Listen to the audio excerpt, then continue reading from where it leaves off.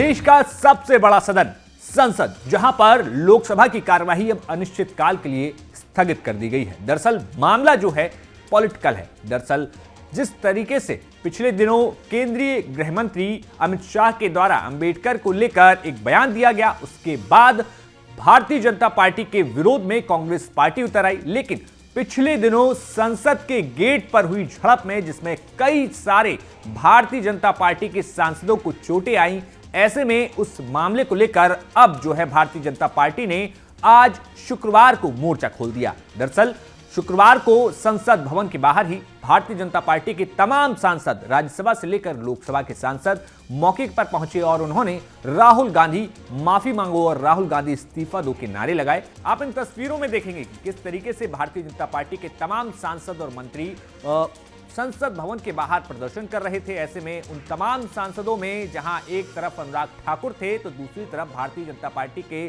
तमाम सांसदों के साथ राज्यसभा सांसद अमरपाल मौर्य भी नजर आए। अमरपाल मौर्य लगातार राहुल गांधी के इस्तीफे की मांग कर रहे थे। ऐसे में यहां पर जो स्थिति थी वो भारतीय जनता पार्टी भी प्रदर्शन कर रही थी, तो दूसरी तरफ कांग्रेस पार्टी भी अपना प्रदर्शन जारी कर रही थी। ऐसे में बड़ी बात यह थी कि इस पूरी गहमा गहमी में सबसे बड़ी जो हॉट टॉपिक और जो चर्चा बनी रही वो अंबेडकर को लेकर थी कि आखिर किसने अंबेडकर का सम्मान किया, क्या कोई अपमान हुआ। तो इस पूरी चर्चा को लेकर बड़ी बात यह थी कि भारतीय जनता पार्टी ने अब कांग्रेस के खिलाफ मोर्चा खोल दिया है और जिस तरीके से कल झड़प हुई, खींचतान हुई, उसके बाद जो भारतीय जनता पार्टी के सांसद घायल हुए, ऐसे में तमाम जो है एक कानूनी कार्रवाई है वो अब राहुल गांधी के खिलाफ कर दी गई है। अब जहां भारतीय जनता पार्टी के तमाम सांसद प्रदर्शन कर रहे थे, इन प्रदर्शन के दौरान भाजपा की राज्यसभा सांसद किरण चौधरी ने कहा कि कांग्रेस पार्टी के जो पहले प्रधानमंत्री थे जवाहरलाल नेहरू ने अंबेडकर का अपमान किया था और क्या कुछ उन्होंने तमाम आरोप लगाए, वो आप सुनिए।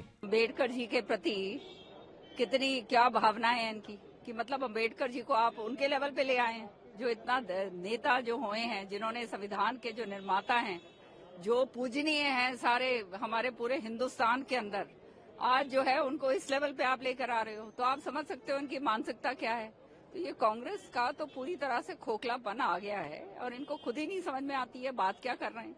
सच्चाई ये है, और जो सच्चाई को ये सामना करना नहीं चाहते, कि एक एक पॉइंट के ऊपर हमारे माननीय एचएम साहब ने, अमित शाह जी ने सारा कुछ बताया, लेके यहाँ तक बताया कि किस तरह से अंबेडकर जी के साथ जो बर्ताव जो है कांग्रेस ने किया था। फिर उनके किस तरह से जब वो कैबिनेट से उन्होंने इस्तीफा दिया तो खुद ही जो है नेहरू जी ने ये बात कही कि जो है इनकी जरूरत जो है, इनके जाने से हमारे कोई फर्क नहीं पड़ेगा।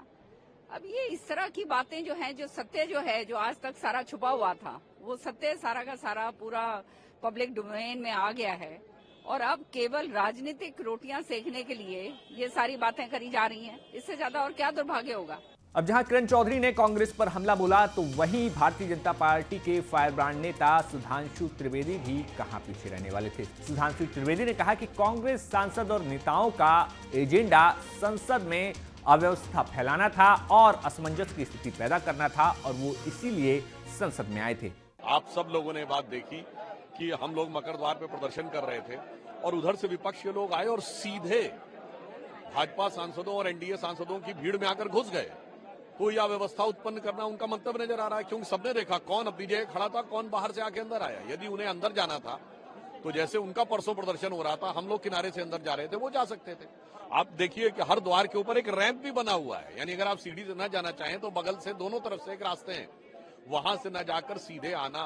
और ये चलिए संसद के बाहर की बात, संसद के अंदर देखिए क्या हुआ कल लोकसभा के अंदर।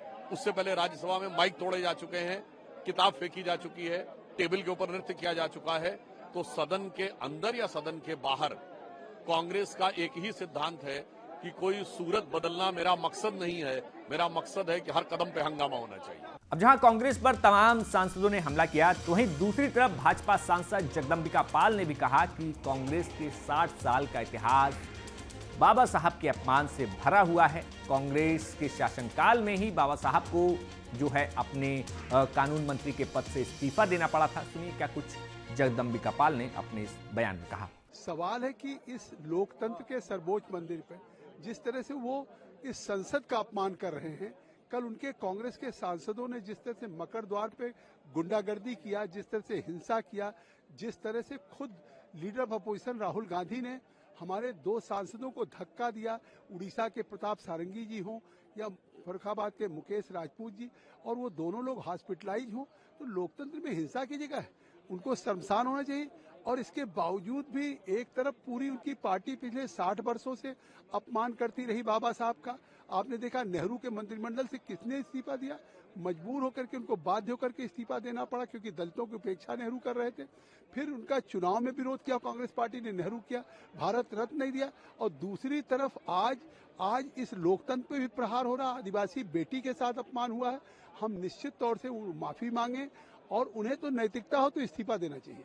तो फिलहाल लोकसभा को अनिश्चितकाल के लिए स्थगित कर दिया गया है, लेकिन इस वक्त देश में सबसे बड़ी चर्चा अंबेडकर को लेकर होने लगी है। देश के पहले कानून मंत्री बाबा साहब डॉक्टर भीमराव अंबेडकर को लेकर दोनों ही पार्टी एक दूसरे पर आरोप लगा रही हैं, लेकिन इस वक्त जो है बड़ा मुद्दा राहुल गांधी के खिलाफ खड़ा होता दिखाई दे रहा है, जहां पर भारतीय जनता पार्टी के तमाम सांसद जो है आरोप लगा रहे हैं कि राहुल गांधी ने किस तरीके से एक दिन पहले यानी कि गुरुवार को संसद के गेट के बाहर प्रदर्शन के दौरान भारतीय जनता पार्टी के तमाम सांसदों के साथ धक्का मुक्की की, जिसमें कई सांसदों को चोट आई। ऐसे में अब देखना होगा कि राहुल गांधी के खिलाफ क्या कुछ कार्रवाई देखने को मिलती है। बाकी आपका इस खबर पर क्या कुछ कहना है हमें कमेंट बॉक्स में जरूर बताइए। देखते रहिए न्यूज नेशन। शुक्रिया। न्यूज नेशन अब व्हाट्सएप पर खबरों की ताजा अपडेट के लिए न्यूज नेशन के इस QR कोड को स्कैन करें।